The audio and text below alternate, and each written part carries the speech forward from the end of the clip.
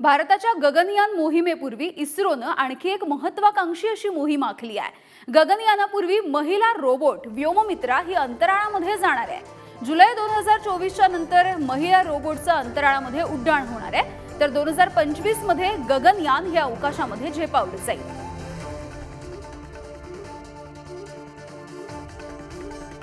तर इस्रो आणखी एक महत्त्वाकांक्षी अशी मोहीम राबवताना दिसतेय। तर मानवीय व्योममित्रा ही नेमकी कोण आहे बघूया। व्योममित्रा हा दोन संस्कृत शब्दांपासून बनलेला शब्द आहे। व्योम म्हणजे जागा आणि मित्र। व्योममित्रा मॉड्यूलच्या पॅरामीटर्सचं निरीक्षण करू शकणार आहे। अलर्ट देणं, लाईव्ह सपोर्ट ऑपरेशन राबवण्याची क्षमता तिच्यामध्ये असेल। व्योममित्रा ही अंतराळामध्ये वातावरणात मानवी क्रियांचं अनुकरण करू शकते।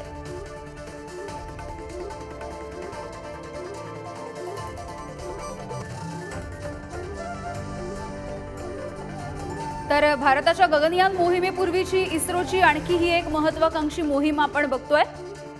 या गगनयान मोहिमेमधून माणूस अवकाशामध्ये पाठवण्याचं स्वप्न इस्रो पुन्हा एकदा बघतंय। मात्र त्याआधी आता ही महिला रोबोट हिला अवकाशामध्ये पाठवण्याची मोहीम इस्रो आखतंय। तर गगनयानाच्या पूर्वी ही महिला रोबोट व्योममित्रा, हिचं नाव व्योममित्रा असं ठेवण्यात आलंय आणि तिला अंतराळामध्ये पाठवलं जाणार आहे। जुलै 2024च्या नंतर व्योममित्रा रोबोट जी आहे ती अंतराळामध्ये उड्डाण करणार असल्याचं कळतंय। तर 2025 मध्ये इस्रो आपलं गगनयान मानवासह अवकाशामध्ये पाठवणार आहे। आणि यानंतर या बुलेटिनमध्ये इथेच थांबतोय। पाहत रहा पुढारी न्यूज।